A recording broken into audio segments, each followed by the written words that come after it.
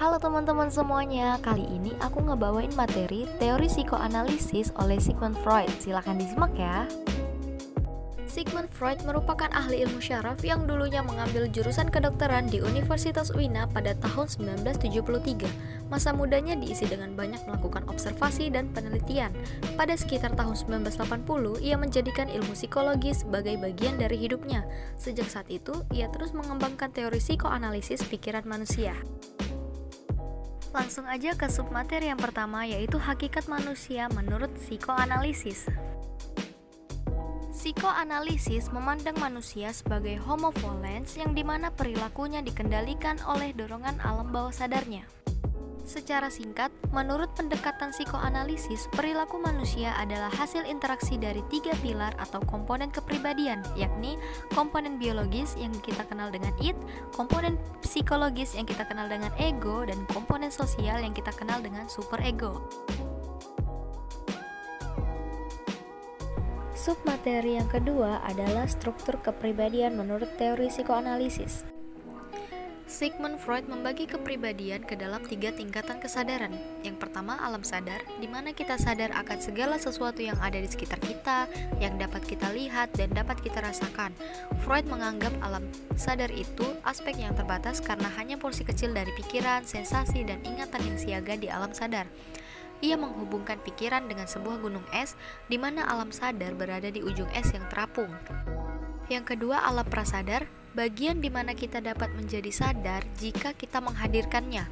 Waktu yang diperlukan untuk membawa informasi ke tahap conscious inilah yang disebut sebagai preconscious, merupakan gudang dari memori, persepsi, dan pikiran kita di mana kita tidak secara sadar, siaga setiap waktu, tetapi kita dapat dengan mudah memanggilnya ke alam kesadaran. Yang ketiga, alam bawah sadar atau unconscious, proses mental yang terjadi tanpa adanya conscious atau mungkin terjadi dengan adanya pengaruh yang khusus, merupakan fokus dari teori psikoanalisa, bagian yang besar di dasar gunung es yang tidak kelihatan yang merupakan rumah dari insting, pengharapan, dan hasrat yang mengarahkan perilaku kita dan tempat penyimpanan kekuatan dan tidak dapat kita lihat dan kita kendalikan.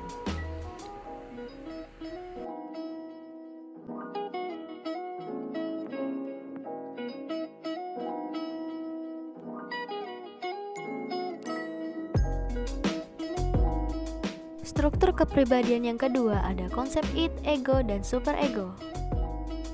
Id merupakan hal yang mendasari personalitas seseorang. Id dapat direpresentasikan sebagai kebutuhan dasar alamiah, contohnya makan, minum, dan seks. Jadi, untuk lebih mudah dipahami, id ini dapat dikatakan sebagai nafsu manusia. Contoh kasus yang pertama, di tengah acara makan malam, Novi haus, tetapi minumnya sudah habis. Daripada ia menunggu pelayan untuk mengisi ulang gelasnya, ia mengambil minum Pak Malik di seberang meja lalu meminumnya. Nah, contoh yang kedua, Adam terjebak macet saat pulang kerja. Ia hanya ingin motornya bergerak. Ia marah pada situasi itu, lalu memaksakan motornya untuk melaju ke depan. Tidak peduli bahwa ia mematahkan kaca spion orang ketika mencoba untuk mendahului mobil-mobil di depannya. Dari 2 kasus tersebut, kita dapat melihat bahwa id bekerja dengan menganut prinsip kesenangan. Id mencari kepuasan secara instan terhadap keinginan dan kebutuhan manusia. Apabila kedua ini tidak terpenuhi, seseorang dapat menjadi tegang, cemas, dan marah. Ego berurusan dengan kenyataan atau realita yang berusaha memenuhi keinginan id dengan cara yang dapat diterima secara sosial. Contohnya, Novi haus, namun dia tahu pelayan akan segera kembali untuk mengisi ulang gelasnya dengan air. Jadi dia memilih untuk menunggu meskipun ada keinginan besar dalam dirinya untuk minum dari gelas Pak Malik yang ada di seberangnya. Nah, ego mengerti bahwa orang lain juga memiliki kebutuhan dan keinginan. Oleh karena itu, menjadi egois dalam jangka panjang bukanlah hal yang baik. Superego merupakan aspek moral dari suatu kepribadian yang didapat dari pengasuhan orang tua atau norma-norma dan nilai-nilai di dalam masyarakat, dan didasarkan pada moral dan penilaian tentang benar dan salah. Contohnya, Novi ingin mencuri kamera milik temannya. Ia memiliki kesempatan dan bisa melakukannya tanpa ada yang tahu. Namun Novi mengerti mencuri itu salah, jadi ia memutuskan untuk tidak mencuri apapun meski ada kesempatan. Meskipun superego dan ego dapat mencapai keputusan yang sama tentang sesuatu, alasan superego untuk mengambil keputusan lebih didasarkan pada nilai-nilai moral, sedangkan keputusan ego lebih didasarkan pada apa yang dipikirkan orang lain. Pribadi yang sehat menurut psikoanalisa adalah ketika id, ego, dan superego bekerja sama dalam menciptakan pola perilaku manusia. Id memberi tuntutan kebutuhan alamiah, ego membatasinya dengan realita, dan superego menambahkan nilai-nilai moral pada setiap tindakan yang diambil. Pribadi yang bermasalah adalah ketika id, ego, dan superego tidak seimbang. Ketika ego tidak mampu menyeimbangkan antara tuntutan id dengan realita dan nilai-nilai moral, maka akan terjadi kecemasan atau ansietas. Adapun 3 macam kecemasan yaitu kecemasan objektif yang berasal dari dunia nyata, kecemasan neurotik, kecemasan karena ingin memuaskan id, dan kecemasan moral, yaitu ketakutan yang berasal dari nilai moral. Bila tindakan berlawanan dengan nilai moral, seseorang akan merasa malu dan bersalah. Untuk mengurangi kecemasan, ego dapat mengembangkan sistem pertahanan diri atau biasa disebut dengan defense mechanism.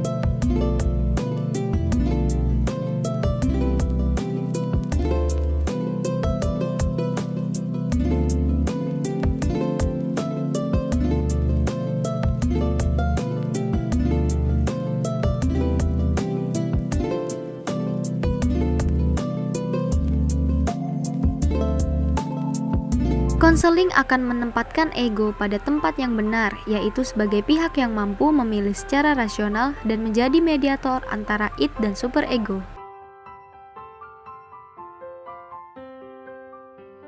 Konseling dalam psikoanalisa lebih kepada proses reedukasi terhadap ego, dari yang sebelumnya terus tunduk pada impuls-impuls atau hukuman kode moralnya menjadi lebih realistik dan rasional.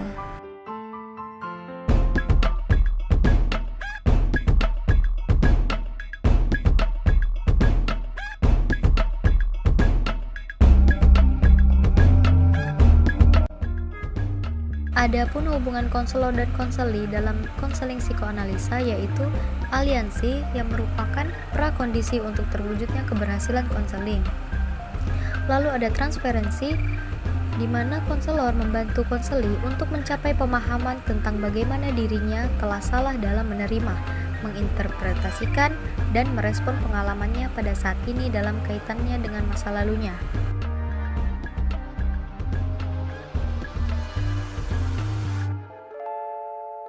Asosiasi bebas adalah metode pengungkapan pengalaman masa lampau dan penghentian emosi-emosi yang berkaitan dengan situasi traumatik di masa lalu, di mana konseli diminta untuk menjernihkan pikirannya dan mengatakan secara cepat apa yang ada di pikirannya dan perasaannya.